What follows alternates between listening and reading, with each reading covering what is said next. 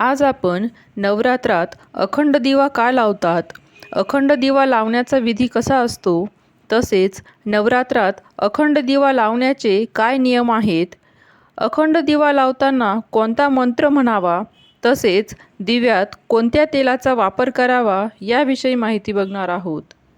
दिवा हा प्रकाश पसरवतो आणि प्रकाश हा ज्ञान पसरवतो.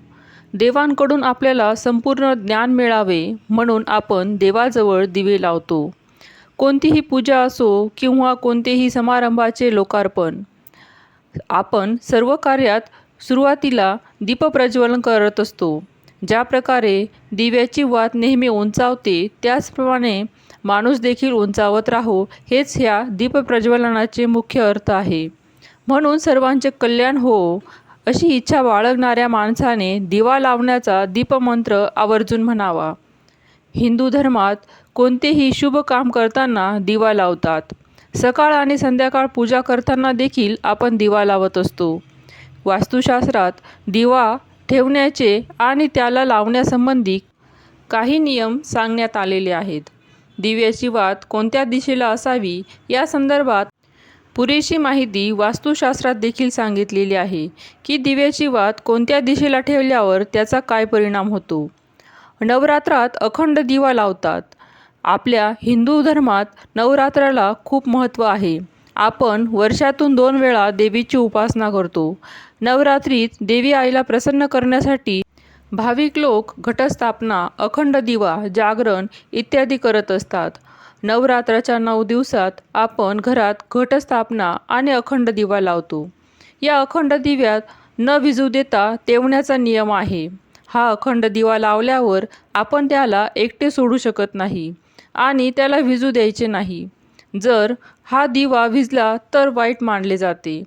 नवरात्रात अखंड दिवा 9 दिवसांपर्यंत आईला प्रसन्न करण्यासाठी आणि इच्छित फळ मिळावे यासाठी गाईच्या साजूक तुपाने अखंड दिवा लावतात.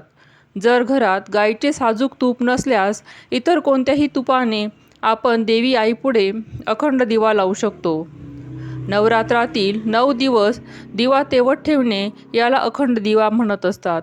असे मानले जाते की नवरात्रात दिवा तेवत ठेवल्याने घरात सौख्य आणि शांतता बनून राहते आणि सर्व कार्य पूर्ण सिद्धीस होतात.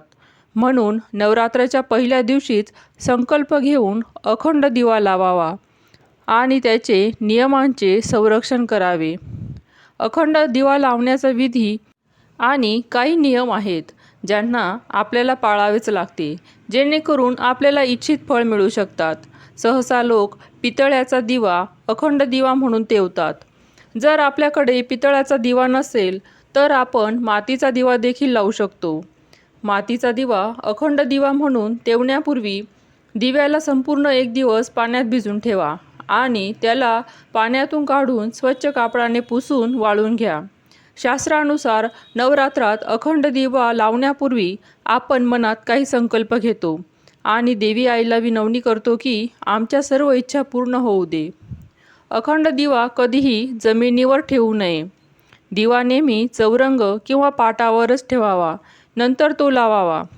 दुर्गा देवीच्या समोर जर आपण जमिनीवर दिवा ठेवत असाल तर त्याच्या आधी अष्टदल कमळ ठेवावे. हे अष्टदल कमळ आपण गुलाल किंवा रंगीत तांदूळाने देखील काढू शकतो. अखंड दिव्याची वात देखील महत्त्वाची आहे. ही वात रक्षासूत्र म्हणजे कलावापासून बनलेली असते. 1.25 हाताच्या मापाचा हा रक्षासूत्र असतो. पूजेत वापरला जाणारा कच्चा कापूस घेऊन वात वळवावी आणि ती वात दिव्याच्या मध्यभागी ठेवावी. अखंड दिवा लावण्यासाठी साजूक तुपाचा वापर करावा. जर आपल्याकडे दिवा लावण्यासाठी तूप नसेल तर आपण तिळाच्या तेलाचा सुद्धा दिवा लावू शकतो. मोहरीचे तेलसुद्धा असल्यास आपण वापरू शकतो. अखंड दिवा देवी आईच्या उजव्या बाजूस ठेवावा आणि जर तेलाचा असल्यास त्या डाव्या बाजूस ठेवावा. दिव्याला वारा लागू नये म्हणून त्याच्यावर काचेचे झाकण ठेवावे. संपूर्ण संकल्प झाल्यावर कधीही दिव्याला फुंकर मारून विझवू नये. दिवा स्वतः शांत होऊ द्यावा. ईशान्य कोना म्हणजेच उत्तर पूर्व दिशा याला देवीचे स्थान मानतात. म्हणून अखंड दिवा नेहमी पूर्व दक्षिण दिशा म्हणजेच आग्नेय कोनात ठेवणं शुभ मानले जाते. लक्षात ठेवा की पूजेच्या वेळी दिव्याचं तोंड पूर्वेकडे किंवा उत्तरेकडे असावं. अखंड दिवा तेवण्यापूर्वी हात जोडून श्री गणेश, देवी दुर्गा आणि भगवान शंकरांची पूजा करावी. दिवा लावताना मनातल्या मनात आपल्या इच्छेबद्दल विचार करावा आणि देवी आईला विनवणी करावी की पूजेच्या सांगतासह माझ्या सर्व इच्छा पूर्ण व्हाव्यात. अखंड दिवा लावताना एक मंत्र म्हणायचा असतो, तो म्हणजे ओम जयंती मंगला काली भद्रकाली कृपालिनी दुर्गा क्षमा शिवा धात्री स्वाहा स्वदा नमोस्तुते असा मंत्र दिवा लावताना अवश्य म्हणावा. अखंड दिवा लावण्याचे शुभ नियम म्हणजेच नवरात्रात अखंड दिव्याची वात पूर्व दिशेला ठेवल्यास आयुष्य वाढते. दिव्याची वात पश्चिम दिशेला ठेवल्यास दुःख वाढते. दिव्याची वात उत्तर दिशेला केल्याने धनलाभ होतो आणि दिव्याची वात दक्षिण दिशेला केल्याने तोटा होतो. हा तोटा माणसाच्या किंवा धनाच्या स्वरूपात देखील आपल्याला संभवतो. कोणत्याही शुभ काम करण्यापूर्वी दिवा लावताना या मंत्राचा जप केल्याने त्वरित यश प्राप्त होते. अखंड दिव्याची उष्णता दिव्यापासून सुमारे 4 बोटे जाणवली पाहिजे. असा दिवा भाग्याचे सूचक असतो.